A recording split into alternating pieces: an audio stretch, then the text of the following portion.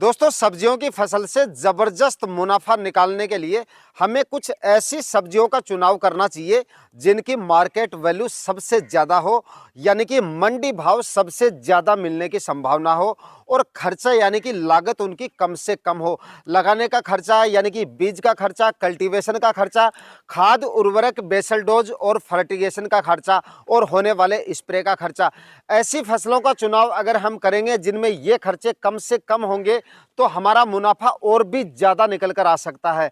तो आज के इस वीडियो में ऐसी ही कुछ फसलों के बारे में मैं आपको बताने वाला हूं जिनका खर्चा आपको कम से कम करना पड़ेगा, मंडी भाव आने वाले समय में काफ़ी अच्छा मिल जाएगा।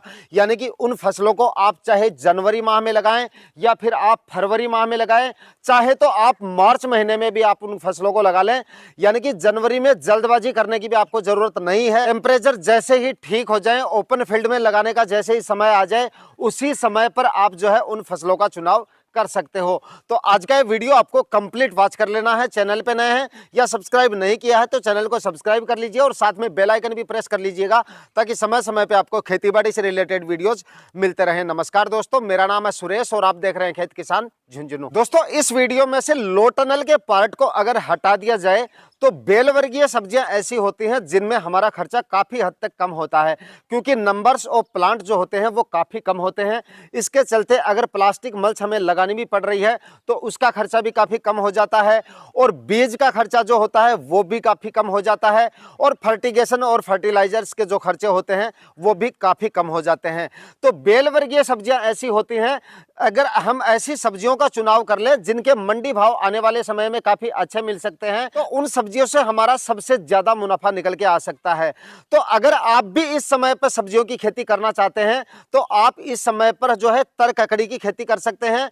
और तर ककड़ी की खेती अगर आप इस समय पे करते हैं या फिर जनवरी के आखिरी सप्ताह में करते हैं या फिर आप फरवरी और मार्च महीने में भी लगा लेते हैं, तब भी आपको तर ककड़ी के जो मंडी भाव होंगे वो काफी शानदार मिल सकते हैं। यानी कि तर ककड़ी के मंडी भाव जो होते हैं वो अप्रैल माह में एक बार थोड़े से डाउन आते हैं और उसके बाद में, क्योंकि तर ककड़ी की खेती जो होते हैं वो अगेती खेती सबसे ज्यादा की जाती है।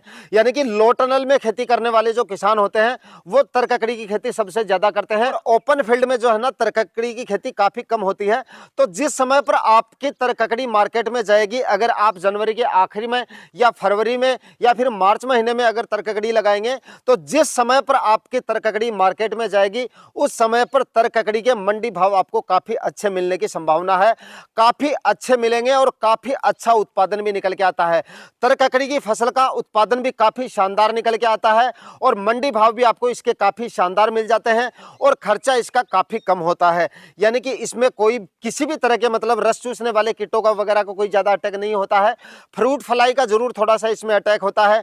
2-3 स्प्रे अगर आप फ्रूट फ्लाई के लिए निकाल देंगे, जगह जगह पे आप जो है फ्रूट फ्लाई ट्रैप लगा देंगे तो आपको तर ककड़ी की फसल से शानदार उत्पादन मिल सकता है और शानदार मुनाफा मतलब आप तर ककड़ी की फसल से ले सकते हैं।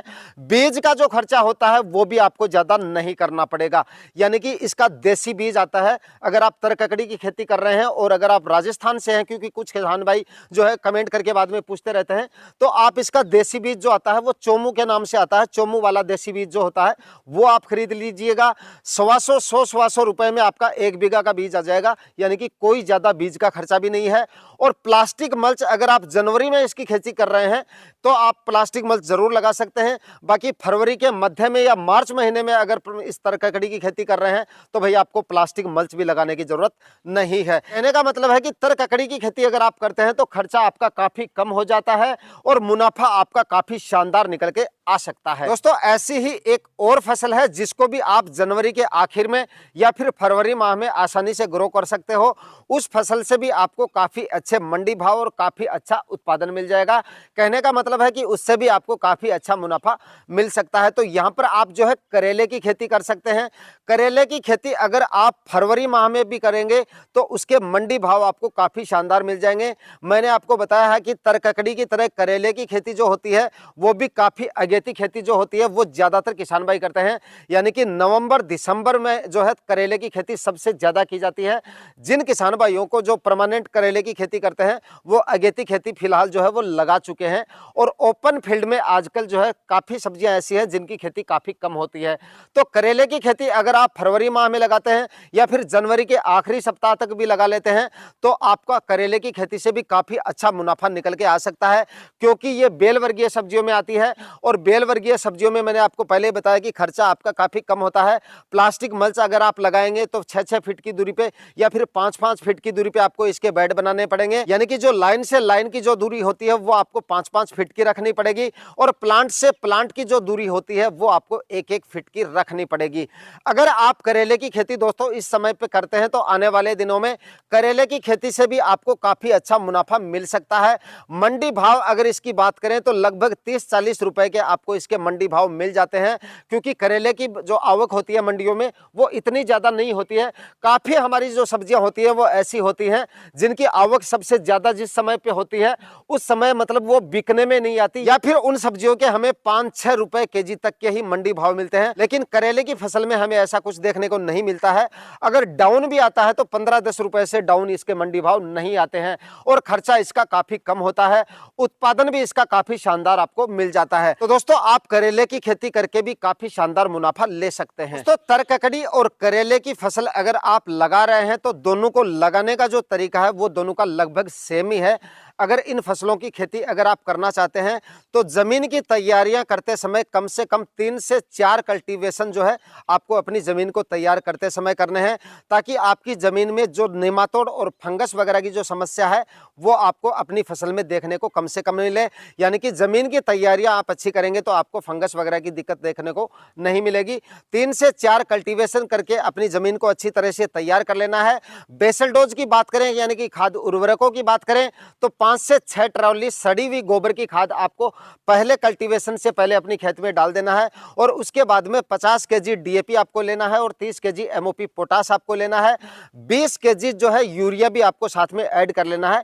तीनों खादों को अच्छी तरह से मिलाकर और आखिरी कल्टीवेशन से पहले अपने खेत में डाल देना है और उसके बाद में 5-5 फीट की दूरी पर ही आपको बेड बनाने हैं, क्योंकि दोस्तों बेल वर्गीय सब्जियों में ये 2 फसलें ऐसी हैं जिनके बेलों की जो साइज होती है वो ज्यादा बड़ी नहीं होती है, इसलिए आपको लाइन से लाइन की जो दूरी है वो 5 फीट से ज्यादा रखने की जरूरत नहीं है। यानी कि 5-5 फीट की दूरी पर ही आपको बेड बनाने हैं और उसके बाद में प्लास्टिक मल्च बिछाकर और आपको 1-1 फीट की दूरी पे अपना जो है सीड सोविंग कर देना है। दोस्तों तरककड़ी की और करेले की अगेती खेती नवंबर माह से लेकर लगभग 15 जनवरी तक इसकी अगेती खेती की जाती है, जो कि लो टनल के अंदर की जाती है।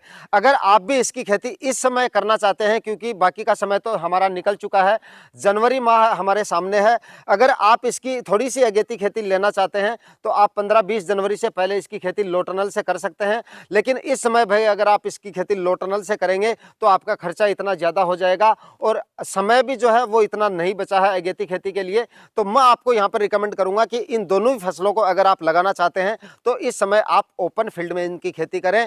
फरवरी के पहले सप्ताह में करें या फिर जनवरी के आखिरी सप्ताह में, जब टेम्परेचर जो है वो नॉर्मल हो जाए, यानी कि मिनिमम टेम्परेचर 9-10 डिग्री तक जब आ जाते हैं उस समय आप इनके बीजों की बुआई कर सकते हैं। काफ़ी किसान भाई जो है कमेंट करके पूछते रहते हैं और मैं हर वीडियो में बताने की कोशिश करता हूं कि सर ओपन फील्ड में जो है इसकी जो है सब्जियों की खेती हम कब कर सकते हैं। तो भाई मैं हर वीडियो में बताता हूं, इसमें भी दोबारा बता देता हूं कि ओपन फील्ड में अगर आप किसी भी तरह की सब्जियों की खेती कर रहे हैं तो जो है सर्दियाँ थोड़ी सी कम हो जाएँ या फिर टेम्परेचर जो है जो मिनिमम टेम्परेचर है वो 9-10 डिग्री तक आ जाए, उस समय पर आप जो है इनकी खेती कर सकते हैं। चाहे आप किसी भी तरह की सब्जियां लगा रहे हैं ओपन फील्ड में इन सब्जियों को लगा सकते हैं। तारीख का कोई एकदम अंदाजा नहीं होता है कि हम इतनी तारीख तक इसको लगा सकते हैं। अमूमन 25-26 जनवरी के आसपास जो है ओपन फील्ड में हम सब्जियों की खेती कर लेते हैं, लेकिन ये जरूरी नहीं है कि पहले ही मैं आपको बता दूं कि 25-26 जनवरी तक जो है आप इन सब्जियों को लगा सकते हैं, क्योंकि पहले कोई आइडिया नहीं है कि इतने तारीख तक जो है टेम्परेचर जो है वो नॉर्मल हो जाएंगे। इसलिए मैं आपको बता रहा हूं जैसे ही अपने एरिया में टेम्परेचर थोड़े से ठीक हो जाए उस समय आप उनकी खेती कर सकते हैं। आज के वीडियो में दी गई जानकारियां अगर आपको अच्छी लगी तो वीडियो को लाइक शेयर जरूर कीजिएगा। चैनल पे नए हैं तो सब्सक्राइब करके जाइएगा। मिलते हैं किसी नए वीडियो में नए टॉपिक के साथ, तब तक के लिए जय हिंद।